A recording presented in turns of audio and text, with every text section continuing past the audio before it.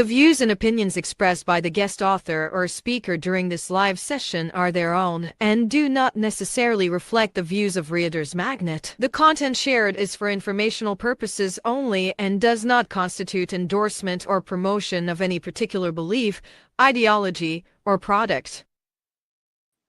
Hello, authors, book lovers, and storytellers. Welcome to the RM Hive. You're tuning into Reader's Magnet's featured author interview. I'm Brittany, and today we are delighted to be joined by Gayle Garcia, author of the book Never Alone, A True Story of Faith and Forgiveness. So, a quick introduction of Gayle Garcia. She has spent many years serving in creative arts ministry as a recording artist, worship leader, and playwright. Through a harrowing 15-year journey supporting her son through addiction, her faith was deeply tested, leading her to share a powerful, real life story of redemption, enduring love, and spiritual freedom. Her work serves as an uplifting testament that no matter how dark the path becomes, we are never truly alone when we walk with God. So, Gail, thank you so much for joining us today. We're excited to dive right into Never Alone and learn more about the story. Yeah, thanks for having me, Brittany. I'm excited to be here. I'm excited to share my story, Mhm. my first book. So I'm excited about that. Yes, so to start off our conversation today, how long have you been a writer, Gail, and when did you first start your writing journey? So as soon as I could put pencil to paper, Mhm. as a child, I was writing short stories, silly little short stories, poems, Okay. little songs. I've always loved stringing words together. So very, very young, I fell in love with language and words, Wow. and have been writing since then. I've had a few small things published as a teenager, and you Mm. know, poems and different things. So I've always just been in love with writing. Like in the school paper magazines? Uh-huh. That's what, yeah, it was in Oh, school papers. nice. One was in a church paper, I think, actually, and the other was in the school paper. That's so nice. Now, as you've mentioned, Gail, your background spans music, theater, and ministry. Hmm. What ultimately inspired the idea to step into writing a book of this nature, your book right now? So I was a single mom for many, many years, and Mm-hmm. I had two kids, and they were great. We were really close. When there's only one parent, you sometimes maybe develop a little deeper bond. And Mm-hmm. this is about my son, and he was a great kid. And then about junior high, high school, he started experimenting with drugs, and that quickly became an addiction. And that addiction quickly led to incarceration and just a Oh lot of gosh. darkness. And I was watching this transpire, and as I was pressing into God on behalf of my son, I Mm-hmm. started realizing that God was moving, and I kind of wanted to document it. So Wow. Joshua, as I said, was incarcerated, Mm-hmm. and I was starting to take notes on our phone conversations Mm-hmm. and put our letters back and forth to each other Okay. in chronological order, and just kind of saving them so I could have a remembering or a visual kind of witness of the work that God was doing in my Mm-hmm. life and the life of my son. And it kind of just started out for personal reasons like that. Yes. Okay. And then what began happening is being heavily involved in the church.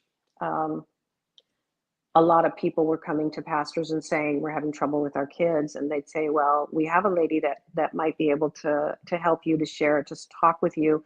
She's come Okay. from a similar circumstance. And a lot of people were Mm-hmm. coming and asking me, how did you get through, what did you do? And I thought, Yeah.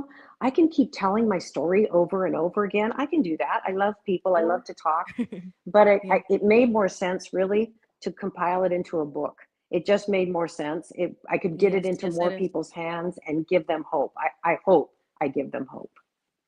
Yes. Hope is a very important thing in life, especially it's very important because it helps people know that they're not struggling alone. If they're going through hard times, when they read your book, Gail, they know that, oh, someone understands. Someone went through the something similar.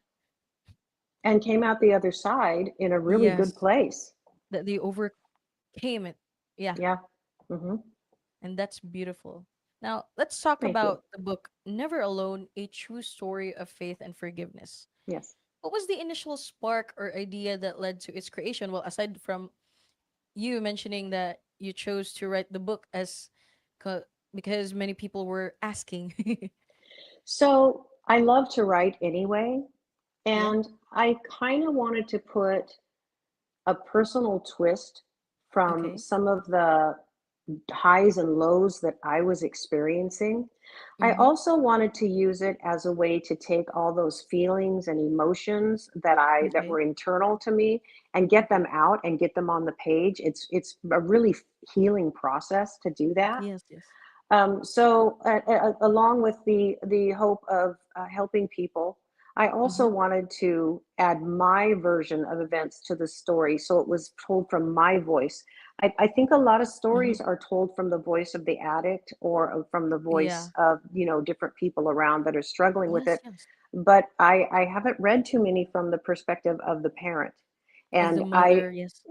I wanted to make sure that people understood that this was not by Mm-hmm. any means easy, Yes. that It. it It was is not. difficult for me to make choices and decisions from the Mm-hmm. left to the right, one day to the next, and that I wanted to share. You don't have to do it perfectly, but if you're walking Mm-hmm. with God and you're praying and you're trusting Him and He begins to show up, He kind of fills in the gaps between our mistakes, and He, Yes. kind of brings you home.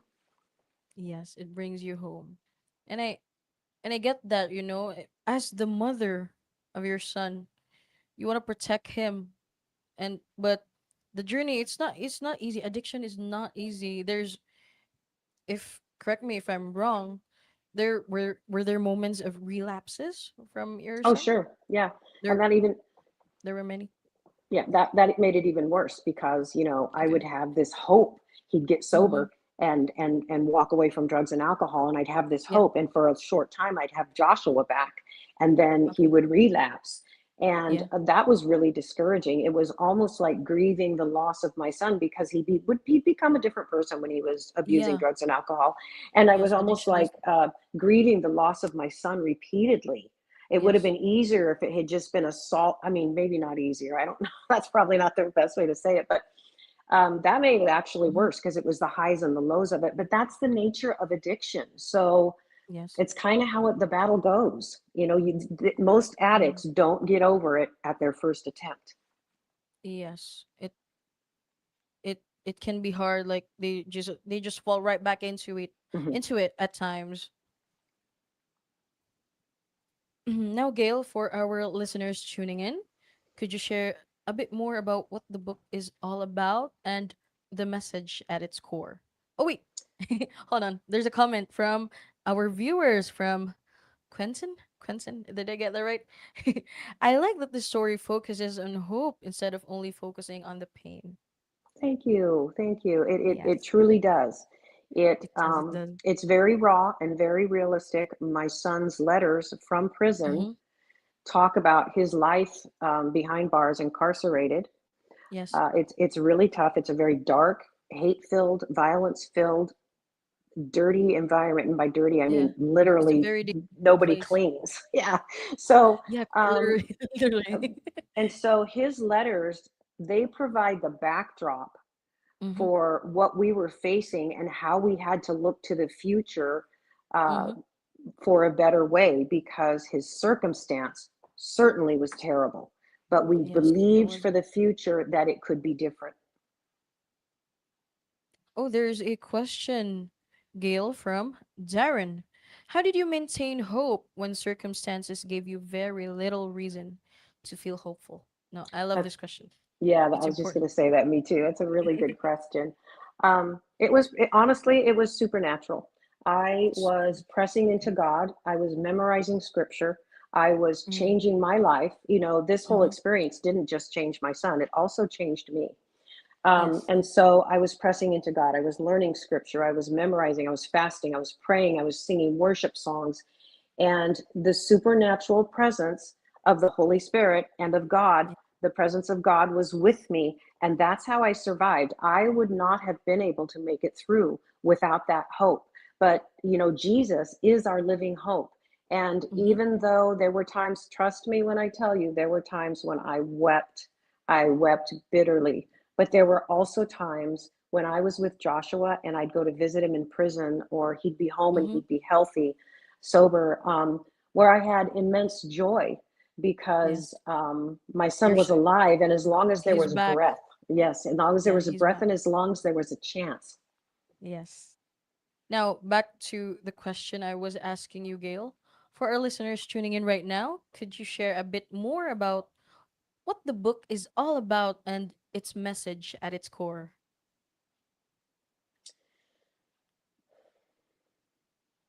That love and forgiveness, God's love Mm-hmm. and God's forgiveness, the connection between a parent and child, those things are more powerful than we imagine, Yes, it is. and they can And it take us through to the other side. They are this thing, love, this love from God, this love between a parent and a child, this thing, love. It's yes. overwhelmingly powerful, and it creates bonds that are unbreakable. And that's really the story of Joshua's love for me and my love for him in the midst of the Mm-hmm. darkness, and God's love for both of us. Um, that I think that the book speaks most loudly about. And there's also humor in it because my son's, I Yes, think yes. he's really cute, right? For me, he's just adorable. And he's fun and he's funny. And one of the things I didn't want to lose our connection of laughter and enjoying each other's company, because oftentimes you feel like you just need to talk to him all the time about healing and Mm-hmm. getting better and staying sober and all of those things. But really, sometimes Mm-hmm. those things bring shame and guilt. And I Yeah, didn't want that to, it can be a very heavy. The pressure would be yes. hard on your son. So I didn't want that to be the only connection that we had. So Yes, I would like joke with him and I'd remind him of funny things that happened when we were young. And that's I good. That's didn't good. take, yeah, and I didn't take Joshua as a person out of the Mm-hmm. equation ever. And I remember a few Yes, times that's when he would important. talk, yeah, I thought it was too. I valued who he was. And there Yes. were times when he would tell me, I can't do it, Mom, I'm a drug addict. I say, you're not a drug addict, Joshua. You're my son. You're a child of God. He was raised in church. I grew up in church. I said, those words aren't true.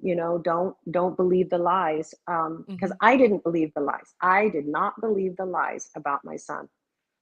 That's great. I'm so proud of him. Some, most, most drug addicts don't admit it to themselves, but he really told you that, Mom, I'm struggling. I'm having a hard time. I'm an addict. He admitted it. That's a very important stuff to getting better. Well, Joshua was very frank. His Yeah. personality is one based on Mm-hmm. frankness and bottom line and openness. So he Okay. never really had a problem with um, admitting those things, which you're right, it really is good, because Yeah. oftentimes Yes. people will say things that are a little bit, maybe you're not looking at the situation realistically. Joshua Yeah. never had that issue. And now, um, there's a scripture, Isaiah 6:8, that says, I heard the voice of the Lord saying, Mm-hmm. whom will I send and who will go for me? And I answer, here I am, Lord, send me. Joshua goes regularly and speaks to people that are struggling with addiction, weekly, Okay. and shares his That's story good. of hope and triumph. Yeah, because unless they see something, modeled for them, it Mm-hmm. can be really, really discouraging. And he's Yeah. young, he's young looking, he's blonde, he's a surfer, so he's tan. Oh, okay. He's got all kinds of. So when he walks up to speak to them, they Yes. don't see a recovered addict. They see Yeah. a successful young man who's in Yes. control of Yes. his life, and He so it's looks very uplifting. healthy. Yeah, he does. He's great. He doesn't have any of the, God spared him, and he doesn't have Yeah. any of the physical things that can sometimes That can show come people from that, oh, addictions. Yeah, this one's an addict. Yeah, that's yeah, good. That's yeah, really good. yeah. Now, Gail, But your journey offers such a powerful perspective on faith, sobriety, and perseverance. For aspiring writers out there who may be struggling to share their own deeply personal stories, what advice would you give them as they embark on their writing journey? well, what I think for me was, Mm-hmm. when I decided to turn it into a book, Mm-hmm. I made a commitment, self-discipline to I had a specific day and a specific time, and I would go write.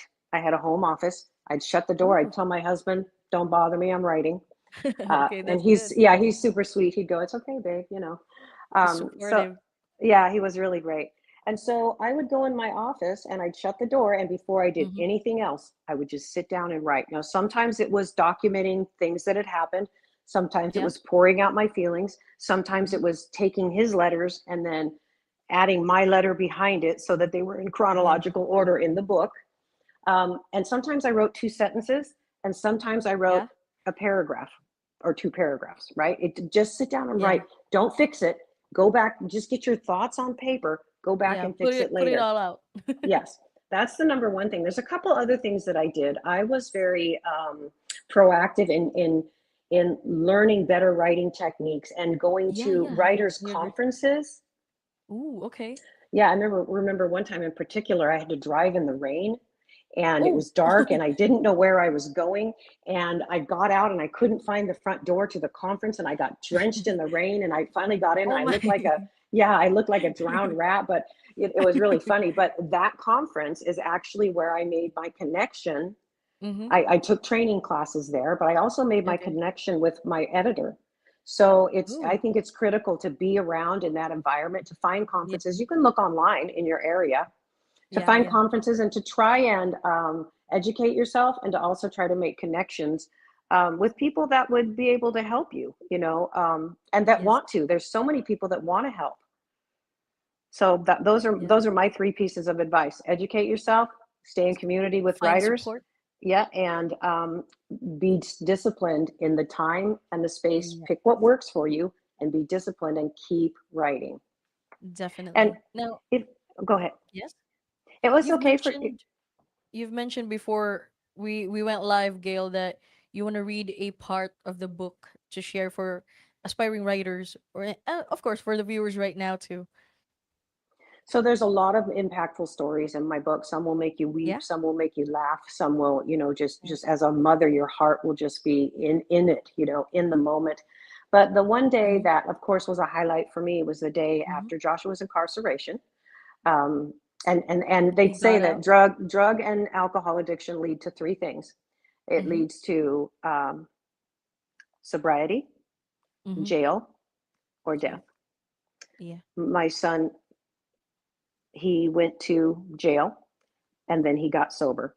So Yeah. one of the most exciting things for me was the day that I got to go pick Joshua up, and Yeah. we got to bring him home. My husband and I drove, and I documented that because my feelings were all over the board that day: tense, happy, Yeah. scared, worried, nervous, all these anxieties and different things. So I wanted to document it. I'd like to just read it's a pretty short section of my book of me Yes, please, documenting please. the day that Joshua got to come home. I wrote, Go ahead. mhm. The day arrived. My stomach was in knots as I showered and dressed. My husband and I got into our car and we drove the 30 minutes to pick up Joshua. We went to the visitor center at the prison, the same place Mm-hmm. we went to check in for visits while Joshua was locked up. They told us that we needed to wait in the first parking lot, the one we'd Mm-hmm. just driven past. We drove back to the lot and waited for hours. He was supposed to be released in the morning. It was after 12 p.m. before we finally saw the white van full of now free inmates make its way toward us. I was so anxious and excited that I started to shake, and I opened the car door and I got out before the van even reached us. I was so ready for this. The van pulled up and stopped. The side door slid open. Several men who weren't my son got out first, and I strained to see Joshua. And then there he was, smiling as he stepped out of the van.